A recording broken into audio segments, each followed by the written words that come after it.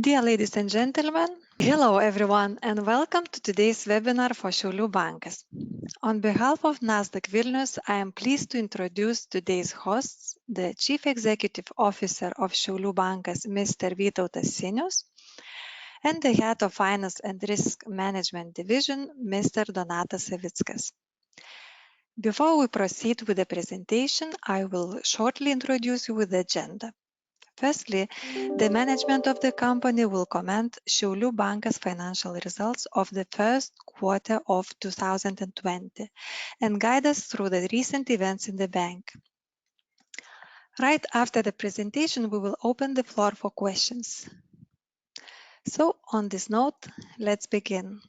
Mr. Vytautas Sinius, I invite you to start the presentation.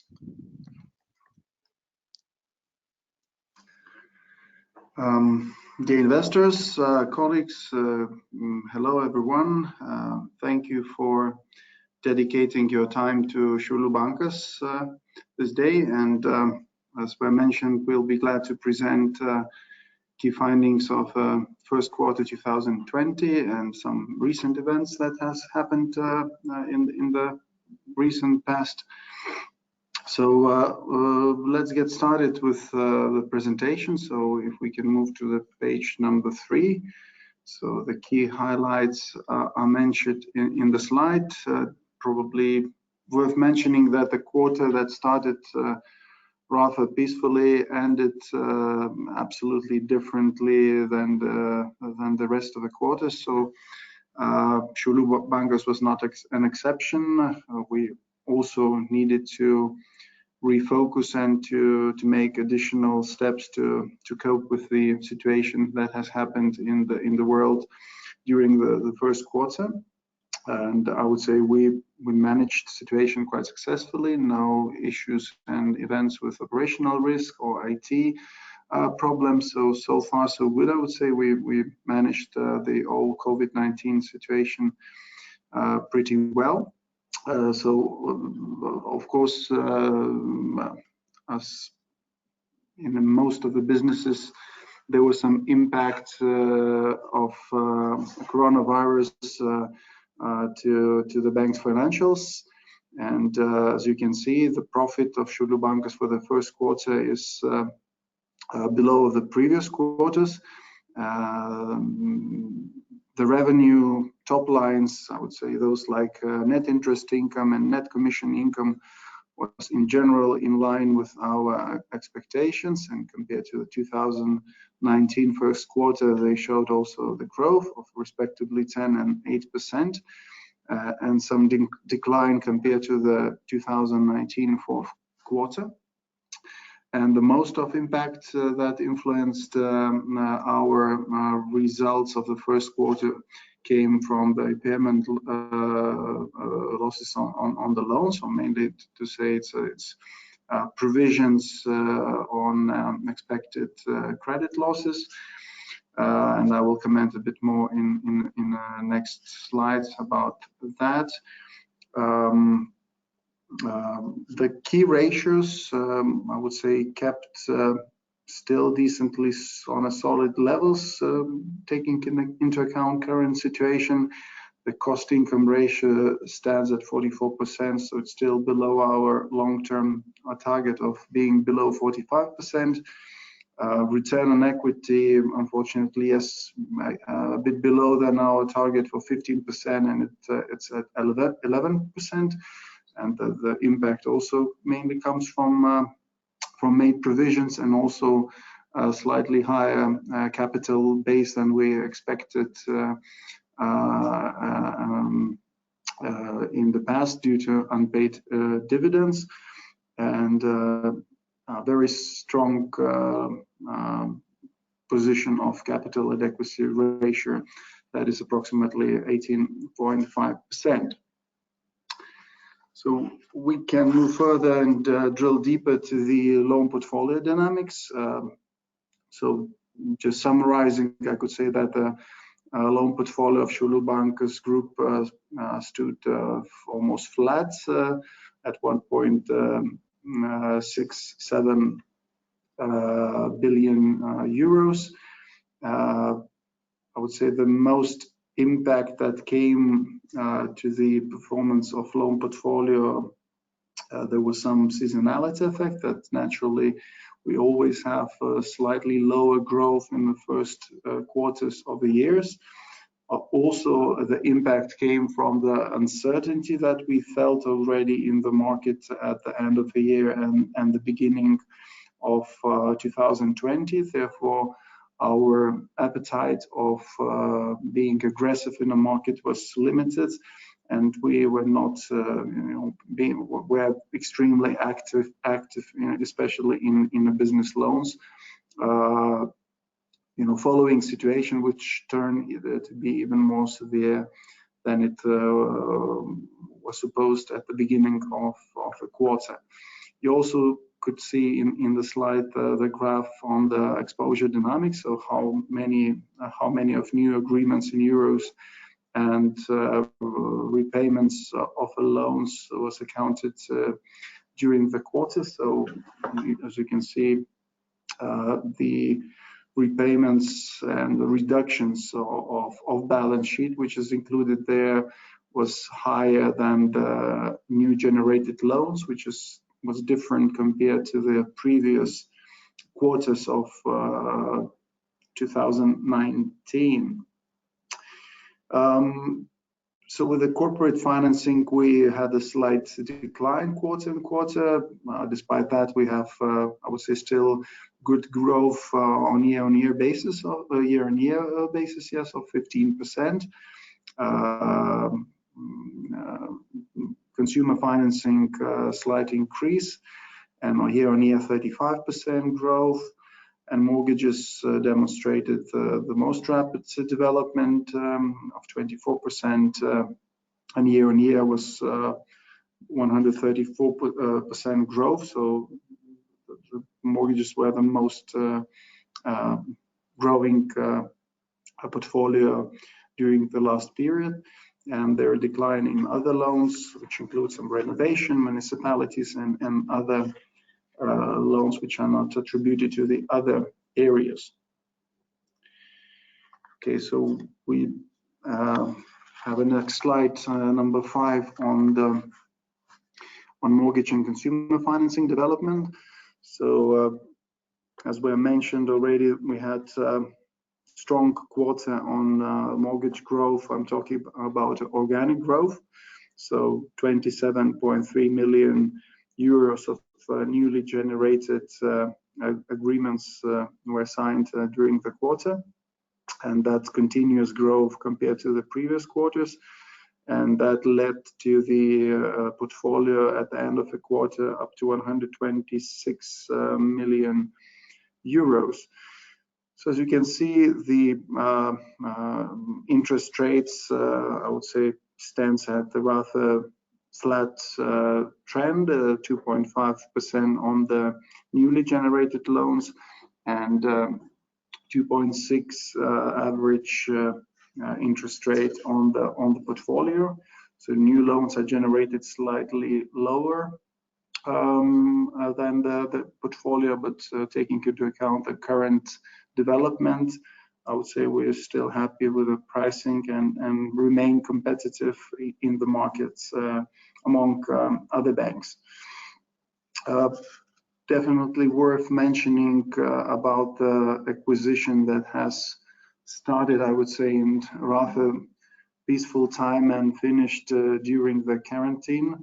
So I'm happy that and proud that the team successfully delivered the migration of the data to Šiaulių bankas IT systems, and on the 1st of May we completed a transaction successfully with Danske Bank, and our portfolio, I would say, doubled after this transaction, and the transaction value, as you can see in the presentation, is 108 million euros. So the acquisition with some discount, and I'm happy that more than 2,000 new clients, credit clients, have joined Šiaulių bankas as a service provider. After this acquisition, Šiaulių bankas mortgage portfolio went above 3% of market share, so we become more significant player in this field. Probably a bit less news on the consumer financing, and as mentioned before, the portfolio grew insignificantly, only a few million euros, due to the less new agreements signed during the 2021 quarter. And differently than in the mortgages, which had, despite the quarantine and the turmoil in the markets, still had a trend to grow in the first quarter. Consumer financing have had more impact due to the COVID-19 impact in the market, and that reflected mainly due to the closed shops, closed partners like Lithuanian Post, also Šiaulių bankas, part of Šiaulių bankas branches, which were not operating part of the time. So number of issues made the growth of consumer financing portfolio lower than the previous quarters. So we can move on further on the loan portfolio quality. So the area which becomes more and more important to follow and to evaluate the effect of portfolio quality to our results. So as you saw at the beginning of the presentation, the impairment losses that formed on expected deterioration of loans was accounted at the level of 5.1 million euros.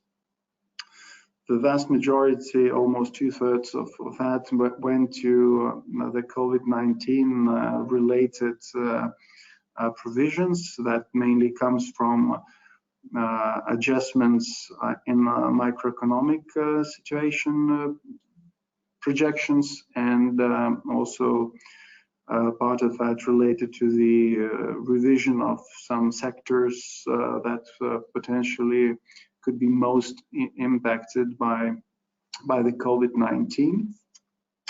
And definitely we tried not to wait next quarters and to reflect impact of COVID-19 upfront, and therefore, as I mentioned, major part of the provision was created mainly from not individual reassessment, but creating some reserve that comes from macroeconomic and a sector evaluation on the portfolio level. So you can see on the below charts how it impacted dynamics, this revaluation, how it impacted dynamics on the loan stages between stage 1 and stage 2. So you could see that due to the sector revision, this stage 2 doubled compared to the previous quarter, and also the impact is also represented of provisions according to the loan stages. So on the top graphs you could see the cost of risk development. So those 5.1 million euros on annualized basis constitute of 1.2% of cost of risk ratio, which is slightly above our 1% of cost of risk ratio that we account and keep in our minds as the level of ratio through the cycle. And still we project in our figures that it still could grow, but of course it's still difficult to judge whether it will stay at 1.2 or it could go up slightly. And in our future projections we have calculated 1.4 cost of risk ratio for 2020. Talking about overdues and NPEs, I would say so far so good. No unusual increases, neither in the loans which are overduing or those which are accounted as NPEs. There's a slight decrease, but also there are some seasonality in the first quarter that this ratio increases compared to the previous quarter. But definitely this year would be much more difficult on working with loan restructurings and revaluations, and I would assume that continuous, if the situation will continue as is now, so some quarantine, some other restrictions on the business reopening definitely will have impact on the NPE growth. Probably not that much on the overdues in a short term, because the bank is, according to a moratorium and inspirations by the European banking authorities and the central banks encouraged to restructure those clients which needs to have some holidays on the repayment. So I would not project that the overdues would grow significantly, but looking forward, the NPE growth could go up compared to the previous levels of NPE ratios.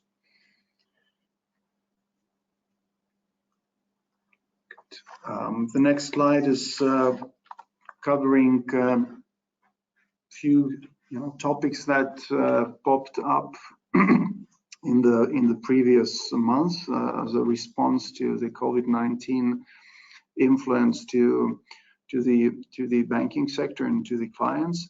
So I would say it stands on the 2 feet. So one is the way how the current client portfolio should be reviewed or should be restructured due to the COVID-19 impact. And Lithuania has chosen the path that there is no moratorium that will be imposed by the state. So the sector financial institutions of the country has agreed to implement 2 moratoriums on both individuals and businesses, and they were signed at the end of April, starting with the private individuals and then finishing that with the business clients. And we achieved agreement that the mortgages in Lithuania would be restructured with a 12-month deferral periods, and consumer loans and private client leasing deferred up to 6-month periods. On the business clients, agreement is that period for deferral would be up to 6 months for the client groups that are up to 5 million euro exposure. And so far those conditions are valid until the 1st of July. But if there will be some extension period, then probably this moratorium could be prolonged in Lithuania as well. So just to remind that moratoria works like both ends. So the client has the right that are fitting criteria to be under the moratoria to ask of the financial institution to apply those deferral periods.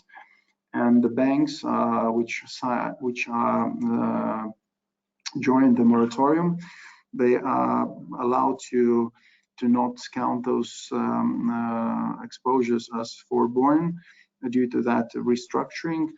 So that works from the both benefits from the clients and for the banks.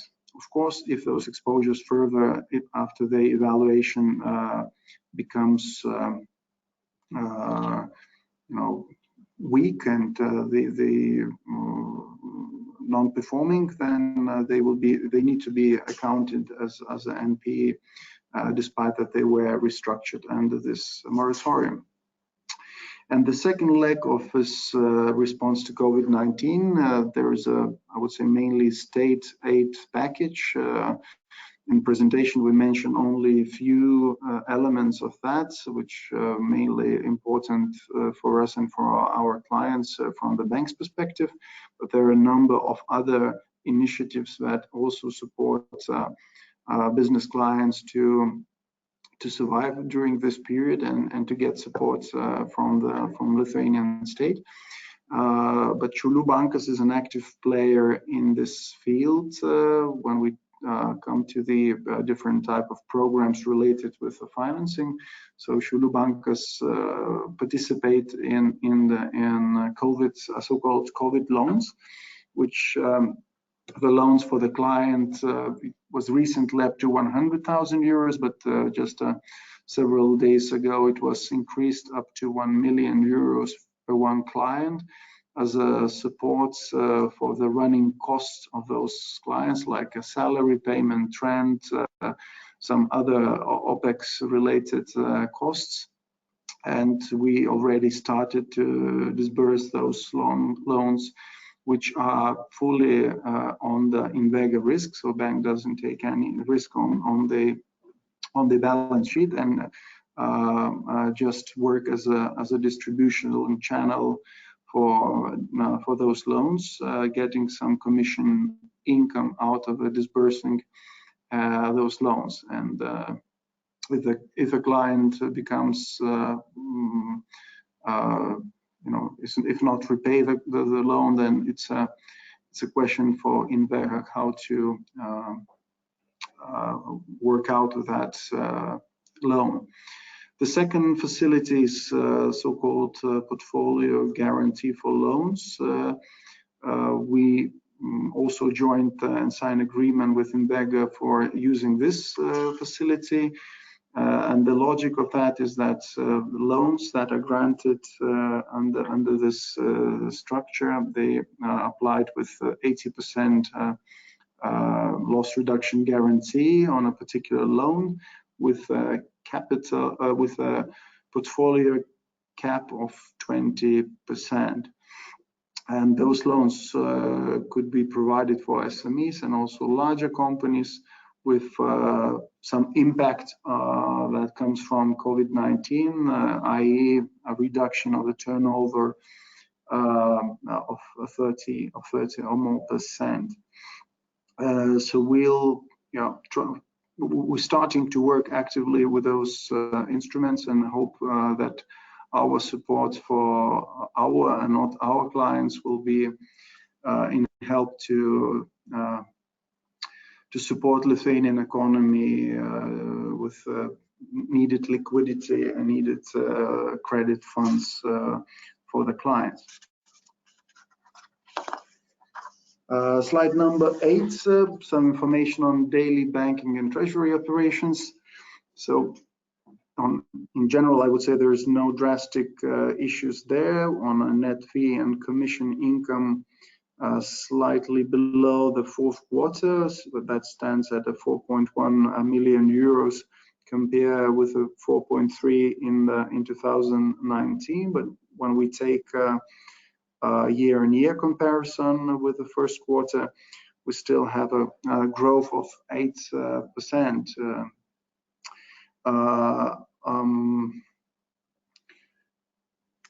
Of course, it's still hard to project how it will be impacted by the COVID-19 fee and commission income, because some of the transactions, have a lower volumes, also due to the closure of some branches and some clients that are less active due to the current situation. But a number of the positions still performing despite of COVID-19, like service packages.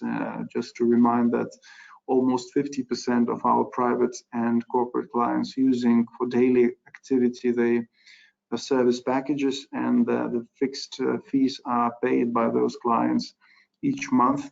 Therefore, that type of revenue, I would assume, would continue without any major negative influence.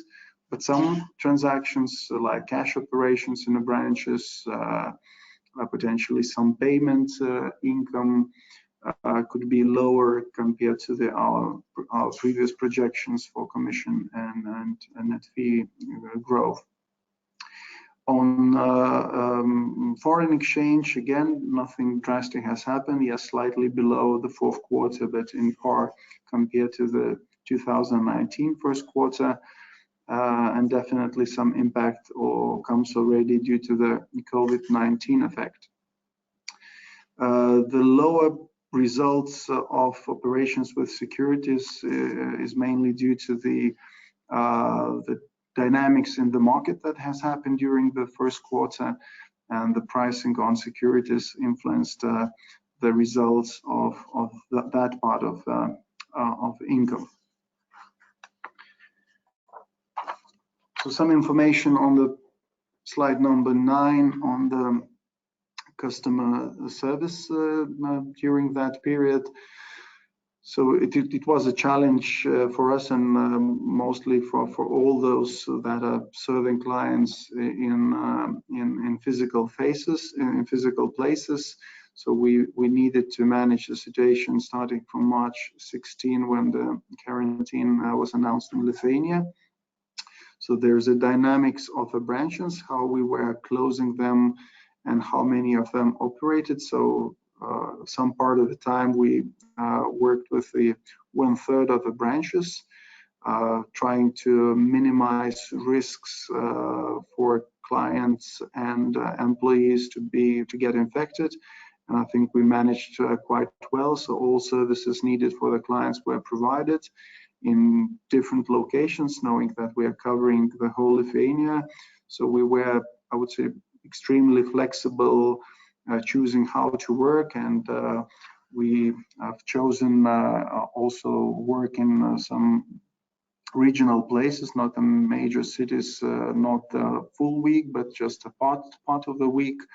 And we were trying to accommodate to the even seasonality elements where showed when we need to be open. So those days were chosen to be open. So we were, I would say, up to now pretty active on flexibly adjusting to the changing situation.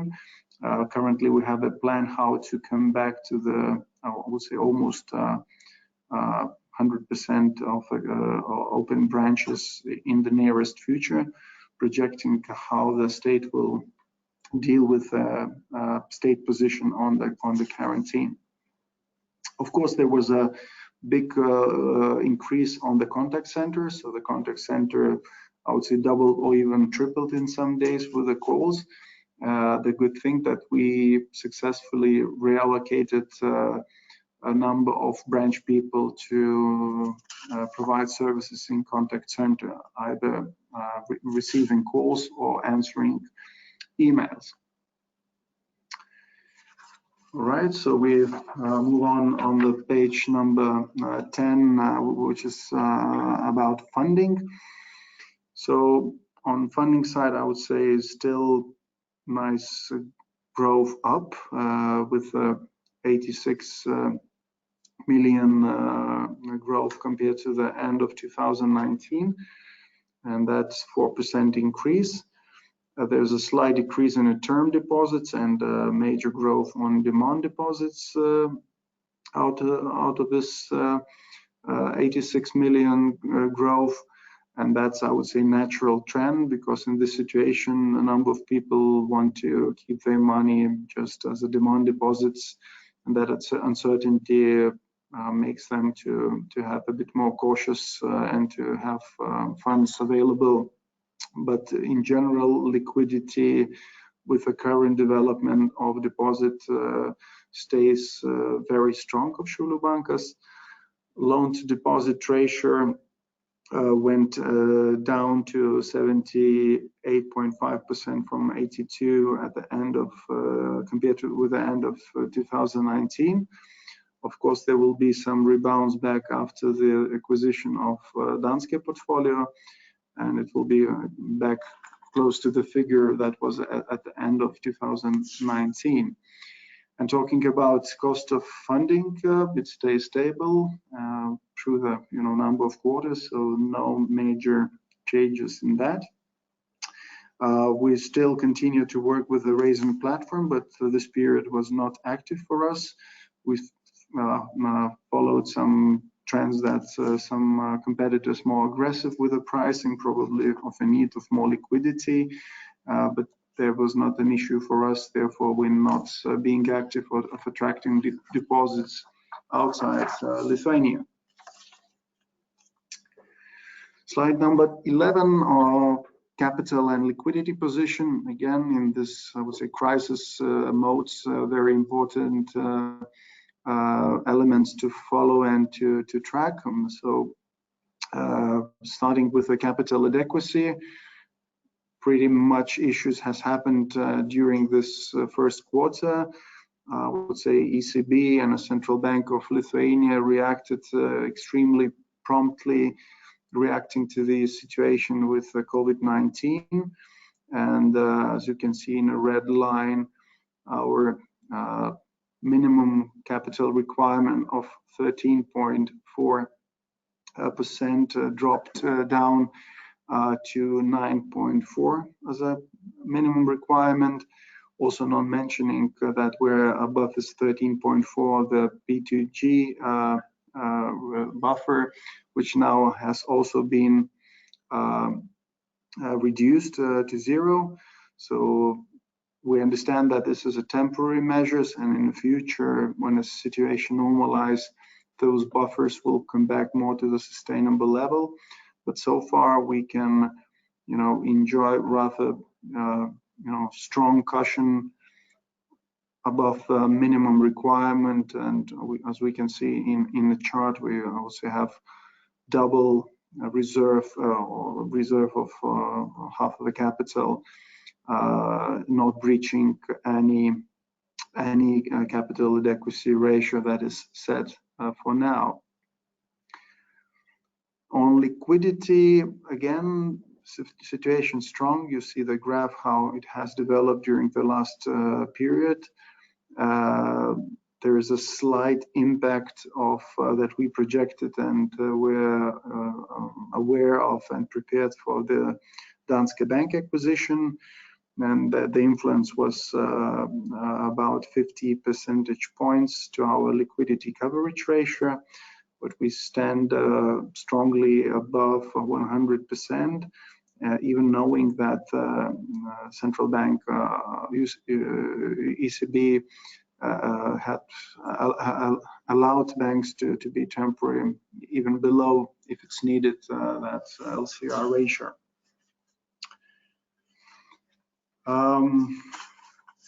Okay, and the last slide, not last, but 12th slide on our updated key performance indicators. So we are still working on projecting how the next quarters and the full year could look like, and decided to make some of adjustments immediately. So mainly talking about return on equity, seeing the potential provisions that we already started to book in the first quarter, and if situation in the loan book continues, show some signs of non-performance, we adjusted our budgets accordingly, and that influenced also return on equity ratio, which could be around 8%. We try to be rather conservative on the 2020 projections. Another target that we want to, and doing our best to meet, to keep the ratio of cost income less than 45. Due to that, we made measures of cost cutting, reviewing our budget. So I would say rather significant changes implemented. If I recall, it's close to 8 million euros revision of cost has been made for this year. Of course, there was a recalculation of some income as well. and therefore we expect that with that conservative approach, we will manage to keep those updated targets. Of course, if situation either deteriorates or becomes better than we expected, we review that. So with the cost of the capital adequacy ratio, we hasn't changed anything. We definitely will stay above 15%. On NP ratio, we still just recently knowing all the elements mentioned, like a moratoria, which also have some impact on the NPE recognition on a short term, working on the potential level of NPE projections for the 2020, and we'll update accordingly that ratio as well. Probably market share currently is not the top priority in this momentum, so we hasn't updated that, as well as the customer satisfaction index too.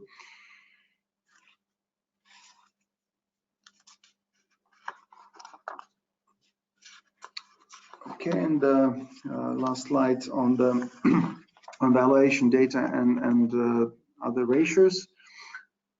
So firstly, worth mentioning that target prices, which you can see on the slide, they still set before the COVID-19 impact, and definitely some revision due to that situation could happen. So far, we do not have any information from those who track our price.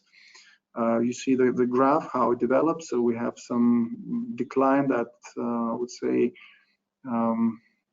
quite similar to the development of the most of the banks in Europe, with some rebounds in the previous weeks.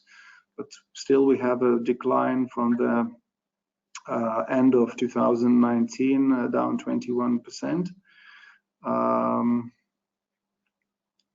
Yeah, the good thing out of that to mention that I would say Šiaulių bankas been tested as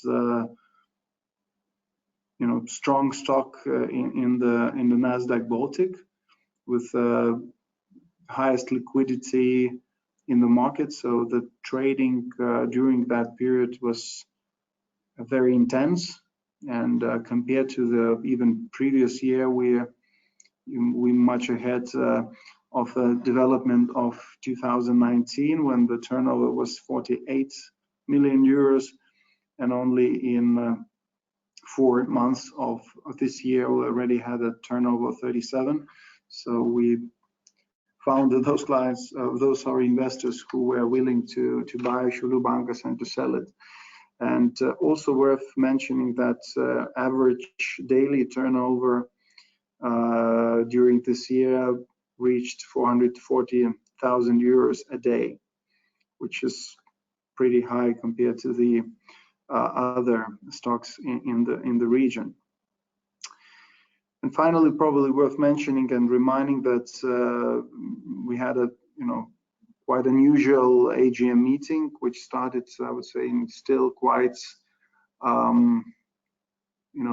not drastically impacted time by COVID-19, but at the end of March we've seen a totally different situation. Therefore, the shareholders at the AGM decided not to pay out dividends and keep that in the bank due to the continuously having a strong capital base during 2020. And according to the Lithuanian legal system, we could come back to the question on the dividend payment only in 2021 in the next AGM meeting. But definitely we know our dividend policy. We keep that valid as of now. Of course, as it says in the dividend policy, in some extraordinary situations, that we can treat the one that has happened recently. We will come back to the dividend policy payments when it's applicable. So seems I've covered areas we wanted to share with you today as the most important. And if you have any questions, so I see that you already have a number of them, we'll be glad together with Donatas to answer them. Thank you. Mr. Sinius, thank you very much for your presentation. Now, indeed, we will proceed with the questions. But before that, I would like to remind you that you can still send them on the right side of the screen. And we will take the questions that were received in advance first. And the first one is the following. What percentage of the loan book has asked for moratoriums or loan payments so far? And what is the proportion of clients' exposures applied for the debt relief to date? What is the expected for the year? Hello, Donatas is here, so I will take this question. So applications for extension for postponement of payments from the customers, we started to receive even before the signing moratorium. And initially it was the pace of these applications was very high. Now it's becoming more stable and at a lowering pace. But so far we received up to 17% from total portfolio of loans applications for postponement of payments. So corporates are more active, 19%, and private individuals 5% of total portfolio. And I think that these numbers will increase, but it will not increase significantly, at least in the nearest future, because, as I said already, we see the fading pace of new applications. So it will depend according to the development of the crisis. Thank you. The next question received in advance is the following. What are conditions of the debt relief measures provided to corporate and retail clients? So Vytautas is here, and some of the things already mentioned during my presentation about the moratoria principles. So those clients that fit the moratoria requirements, so they can apply for the mortgages for up to 12 months. So the client could choose a term whether 12 months or less could be deferred, the installments. Consumer loans and leasing, it's up to 6 months. So client could choose 6 month deferral or less. I would say similar situation with the business clients. So 6 month deferral, up to 6 month deferral period for corporate clients. The essential condition that probably I would say all banks, including Šiaulių bankas, use that according to moratoria. There is no holidays for the interest payment. So client in both individual and in the business client case, they have to pay the interest. Those clients which are not fitting according to moratoria, they exposures could be restructured more flexibly. So some of the loans could be restructured, 12 months, 9 months, or so, depending on the situation. So yeah, that's the main measures used by Šiaulių bankas of restructuring clients. Thank you very much. Next related question is what is expected profit loss impact of the debt relief measures through corporate and retail portfolio? Okay. As I understand this question, so I would say that it will have neutral effect to the profit and loss account. So it will just affect our forborne exposures portfolio and will not increase it inadequately, like it would be if these debt relief measures will be not taken. Thank you. Next question is about cooperation with Invega.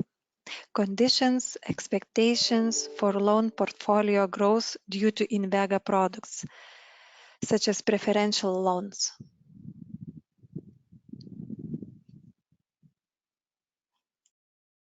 Yeah, I'll take this question. So as I mentioned, we're using two main products that were coming from Invega, so COVID loans and portfolio guarantees. So the loans which are related with COVID loans, they are up to 200 million euros now in Lithuania, and there is the rule that those which apply first, those banks which apply first, they get this amount. So it depends on the need of the clients how much of them would apply. They will be provided with those loans. On the portfolio guarantee loans, we have out of 530 million euros of total funds available, have 10% out of that, 53 million euros, and that amount till the end of a year could be used both providing loans as a new ones and also using this portfolio guarantee for the current positions. Therefore, to say exactly how much of a portfolio would grow due to the Invega, this portfolio guarantee, is still too early to say, because those 53 million euros could be distributed both on the new loans and the current positions of the clients. But definitely that would have positive impact on the Šiaulių bankas either current credit portfolio quality or the new loans generated during 2020. Thank you. What part of portfolio is most affected? Percentage of exposures, clients, which industries? This information was provided already in the presentation, but I could repeat it shortly. So mostly industries such like trade, hotels and restaurants, education, recreation companies working in these sectors were affected, and accordingly, due to the macro and sector assessment, more than 3 million euros of new impairment provisions were formed.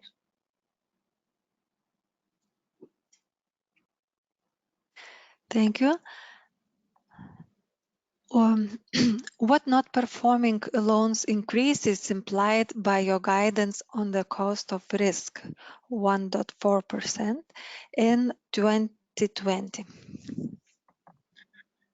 Okay, we expect that the biggest impact will come from the adjustments of macro parameters, but also individual deterioration of individual loans and borrowers will happen as well. So we estimate that the additional amount of NPE, non-performing exposures, could increase by 20 up to 30 million euros. At least we are making such forecast in our current projections. Thank you. And for what period do you expect above the cycle cost of risks? Again, it's all our estimations. It's from today and from yesterday perspective. So, but now we think that probably 1 or 2 years could be above this average cost of risk during the cycle, which we estimate is about 1%. Thank you. If person or company lose their income because of quarantine and applies to bank to postpone interest and loan payments, does in such case bank books provision for bad debts in its accounts? If yes, what part of loan you report as bad debt? Okay, so it's quite detailed and precise question, but the answer would be such that if the borrower meets the criteria for payment moratoria and bank assessment does not show the borrower's unlikeliness to pay, the bank does not automatically classify the borrower who asked for loan principal payment deferral as non-performing. It will not coming automatically. So other criteria should be triggered in order this borrower become a non-performing exposure. Thank you very much. The dividend topic was already touched upon, but could you please follow on it once again? Does the bank plan to obtain shareholders' decision and pay out dividends during Q2 of 2020? Yes, I mentioned already during the presentation that according to Lithuanian legislation, we could not come back to this question this year anymore, and it should be done in annual general meeting. So we, the earliest we can do that only in the AGM of 2021.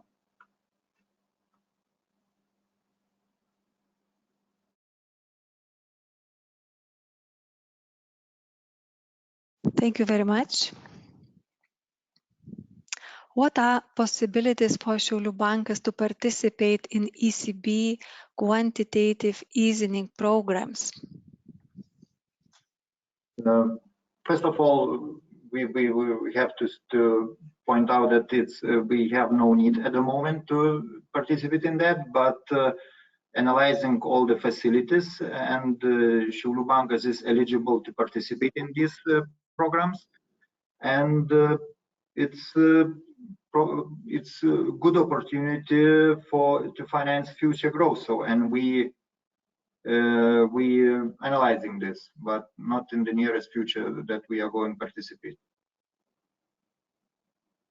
Thank you. Which markets, corporate, mortgage, consumer financing, have the highest priority for Šiaulių bankas during this challenging period? Do you intend to be more active in mortgage market? So Šiaulių bankas strategic lines are mainly focused on the corporate financing and the consumer financing.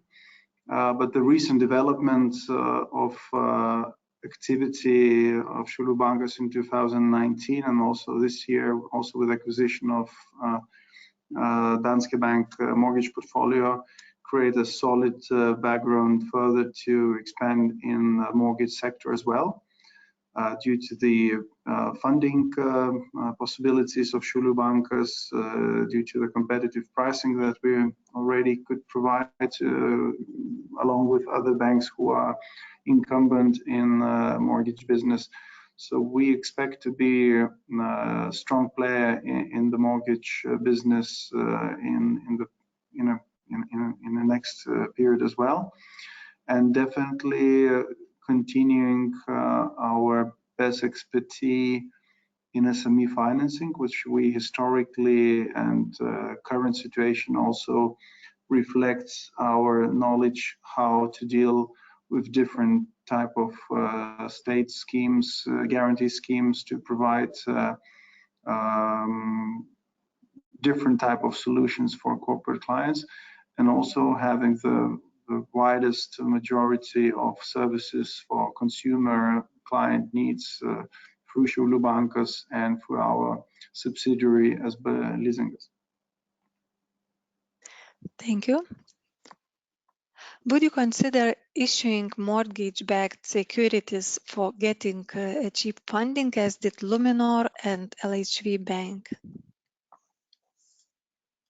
It's an option for us, but two preconditions should be met before that. So mortgage portfolio should be big enough in order to make it reasonable, and covered bond legislation should be approved in Lithuania. So we are looking to what our peers are doing and following the development of legislation, and we will be ready when these preconditions will be met. Thank you very much. Could you please briefly describe what kind of future economic virus scenario are you using as input for your adjusted 2020 earnings projections? Yeah, the first quarter, we need to make our assumptions in the very unsteady situation. And we use all possible sources of predictions, how this macro parameters could develop further. And we listen to the guidelines from the regulators, what we received. And I think that during the coming quarters, we will have more precise predictions and more sources of possible developments of the macro criteria in order to make these model parameters more precise and more reliable, how it is possible. I think that during the first quarter, our assumptions were rather conservative regarding the future developments compared to the when we look to the some our competitors did in the first quarter. So I think our assumptions were rather strict. Thank you. Could you give us some insight on how quantitative easing and monetary inflation could impact performance of Šiaulių bankas in the long term? I think that one of the previous questions already touched this the same topic, but it is a possibility to attract cheap funding and to boost the loan portfolio for Šiaulių bankas. But of course, we will not forget our other source of funding, but it's an expansion of possible sources. Thank you. What is the average interest rate of the acquired mortgage portfolio? Over which period the discount of 17 million euros will be amortized to revenues? This is a rather precise question, and there are many details that might be interesting for market participants and investors, and we disclose as many and as it was agreed with the seller part, Danske Bank. But I think that it will be not a breach of agreement, so to say that the average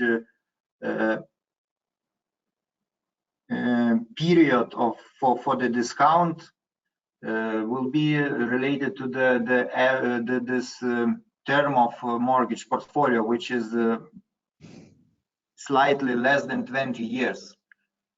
So this impact will be distributed during the period of 20 years, and of course it will be not distributed not evenly, but in the first part it will be more visible, but later on it will fade out. Thank you. What was the discount of purchased Danske portfolio?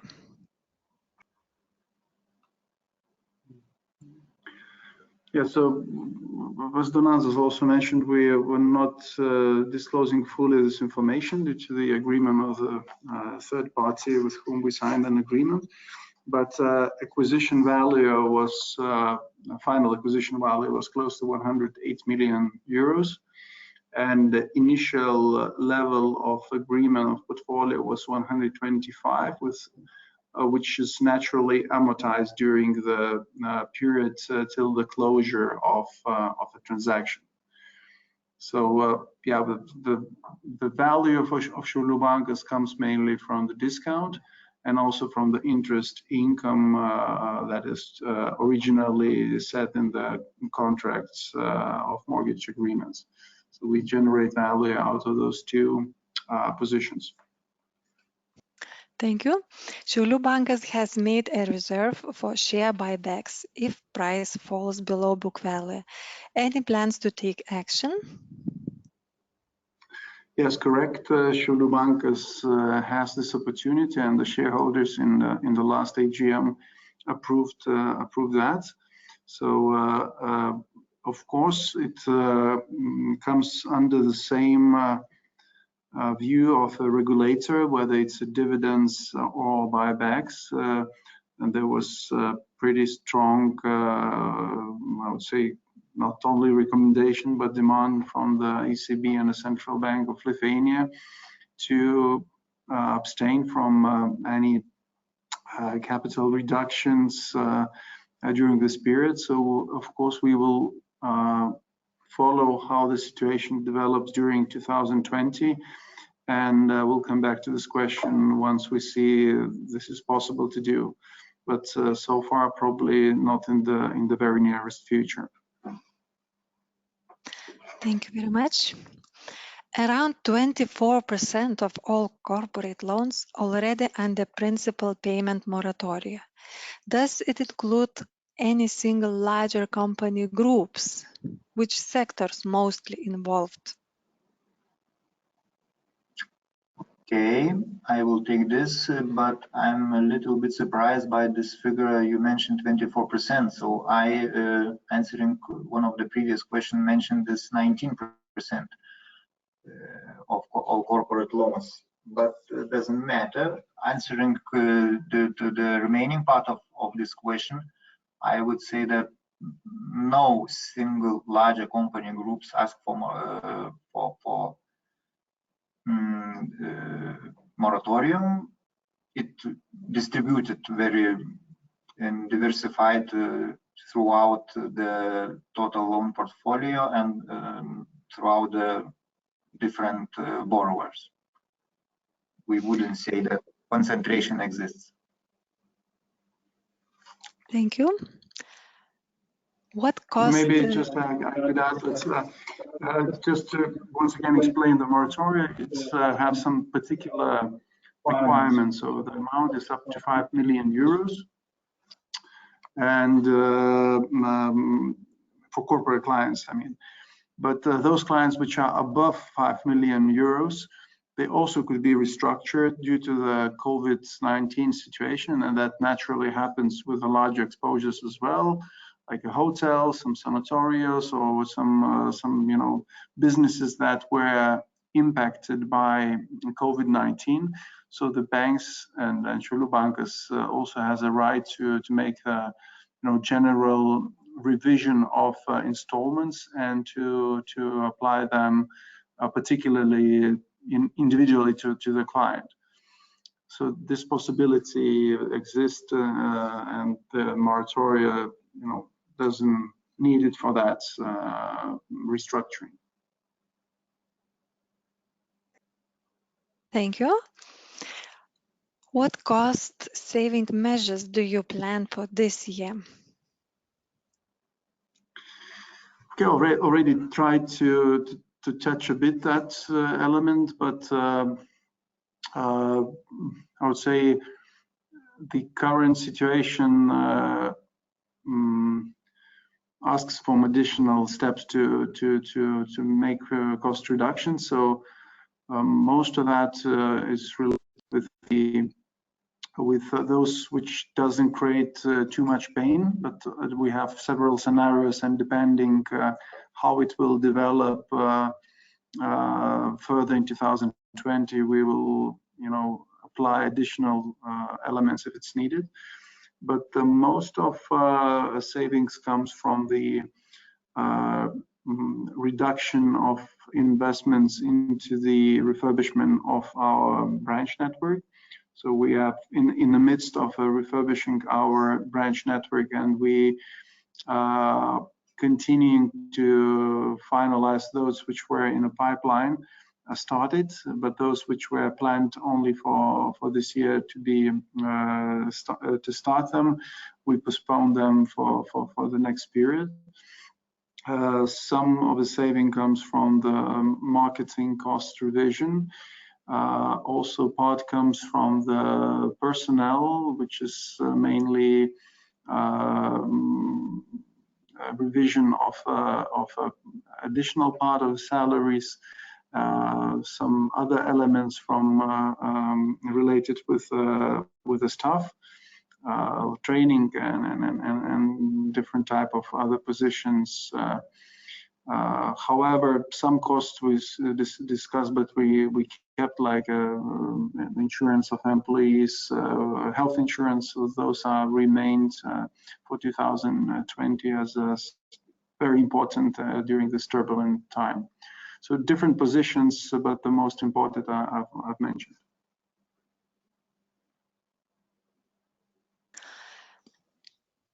Thank you very much. What is the CET1 ratio pro forma of the Danske acquisition and including interim profit? Yeah, so pro forma of Danske acquisition means before, I assume. So the Tier 1 capital ratio as per end of first quarter was 17.4%.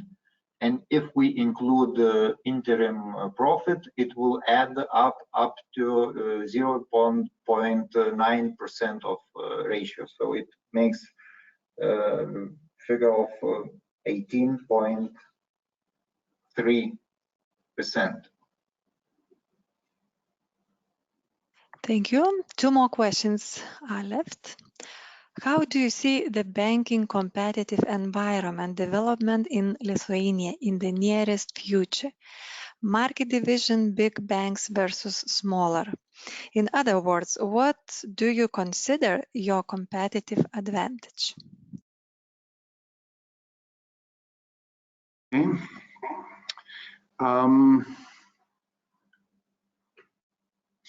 So the competitive advantage, competitive environment in Lithuania, I would say it's not probably directly related with the COVID-19, but the general trends that has been happening in the last period, that there were some banks were exiting Lithuania, and we participated through the acquisition of a mortgage portfolio of one of them.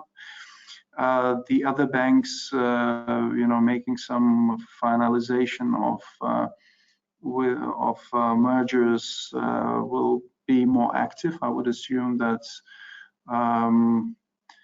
the banks that are operating currently in Lithuania will be active players in the market. Other parts of competition will continue to strengthen. That comes from, I would say, those which provide different financial services as a expert in one or two services, like financial technology companies that are focused either on payment industry or on some lending activities. So that part of new players also will become more visible, and that shows already that some of them participating in the distribution of this COVID-19 loans provided by Invega. So those players probably also will try to use this momentum of today to become more active players in the market. From our competitive advantage, I would say we stick to our strategy. We try to do our best to be close to the clients, to be local as much as is needed for our clients, flexibly, reacting to the needs in the good and the bad times. And I think we're succeeding quite well to deal with that. So taking into account current competitive environment, I would say our positions are strong to continue growing our business shares in, if we talk about lending products in all three: mortgages, consumers, and business client loans. Thank you very much. If the exposure above 5 million is restructured, is it recognized as NPL, stage 3 loan? This question probably came from our customer who has the exposure over 5 million euros. But answering this, so not necessary. If this exposure is above 5 million euros, and that means it not falls under moratorium. And if this restructuring is due to the difficulties caused by coronavirus, then it will be recognized as forborne exposure. And in order to for it to become NPL, additional criteria of deterioration should be met, such as financial status of the borrower, days past due, and others. So the short answer would be not necessary.